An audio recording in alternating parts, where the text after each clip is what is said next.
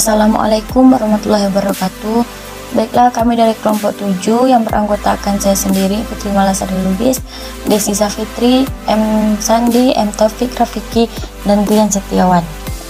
Di sini kami akan menjelaskan suatu bentuk pencemaran lingkungan, yang dimana pencemaran lingkungan tersebut diakibatkan atau berasal dari sebuah perusahaan, yang mana perusahaan tersebut merupakan suatu PT yang bernama PT Pajitek. PT Pajitek ini merupakan PT sebagai korporasi pencemaran lingkungan kepada KLHK, Komnas HAM, dan Komnas Perempuan. PT Panggung Jaya Indah Tekstil atau disingkat dengan Pajitek ini berada di sebuah kabupaten, yaitu Kabupaten Pekalongan, yang berlangsung setidaknya sejak tahun 2006.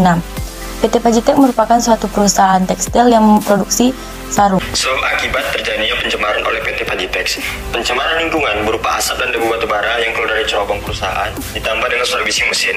Abu terbang batubara yang berbahaya mengotori rumah dan mengancam kesehatan warga sekitar. Karena hal ini, warga merasa gatal-gatal dan ispa. Di samping itu, sungai di sekitar permukiman warga juga terdampak limbah sehingga berwarna pekat dan berbau busuk sehingga membuat warga merasa gatal. Selanjutnya ini adalah contoh gambar pencemaran udara. PT Pajitek ini juga bukan pertama kalinya sudah terbukti melakukan pencemaran. Ini juga sudah hal yang hampir sering terjadi terus-menerus yang terjadi dari PT Pajitek. Maka daripada itu, Pengadilan Negeri Pekalongan pada Rabu 22 Desember 2021 memberikan keputusan bahwa manajer faktori PT Pajitek Pekalongan telah melakukan dumping limbah dan atau bahan berbahaya ke media lingkungan hidup tanpa izin. Akan tetapi putusan tersebut tidak juga dapat memberi efek jerah kepada PT Pajitek. Hingga sampai sekarang ini, PT Pajitek masih mengeluarkan asap hitam dari cerobong dan aktivitas pengangkutan batubara menggunakan kendaraan terbuka. Maka dari itu, ada beberapa warga Pekalongan mendatangi Ditjen Gakum, Kementerian Lingkungan Hidup dan Kehutanan, Komnas HAM, dan Komnas Perempuan untuk melaporkan pencemaran dan mendesak untuk memberikan sanksi terhadap PT Pajitek tersebut.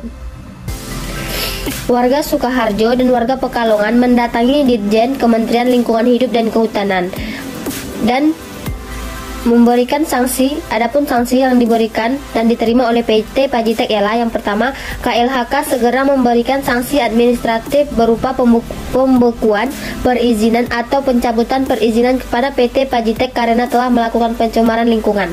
Yang kedua, KLHK segera melakukan penyidikan atas dugaan tindak pidana lingkungan hidup yang dilakukan oleh PT Pajitek.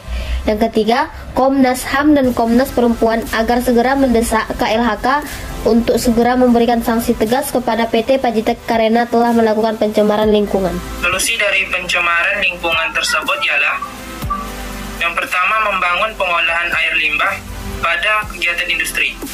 Selain melepaskan limbah ke udara dalam bentuk asap, sering juga menghasilkan limbah cair kimia yang tidak boleh dibuang sembarangan.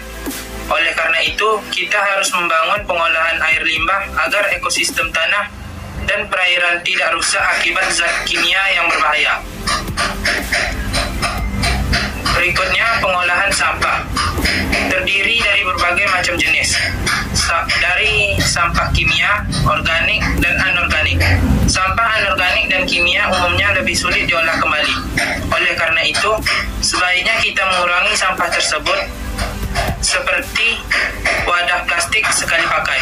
Sampah-sampah jenis lain seperti kaca, logam, dan kertas juga bisa kita olah dengan cara didaur ulang agar menghasilkan barang lain yang dapat digunakan lagi untuk tujuan. Yang ketiga yaitu menanam tanaman penangkal polusi. Cara mengatasi pencemaran udara oleh limbah pabrik ialah dengan menanam tanaman penangkal polusi.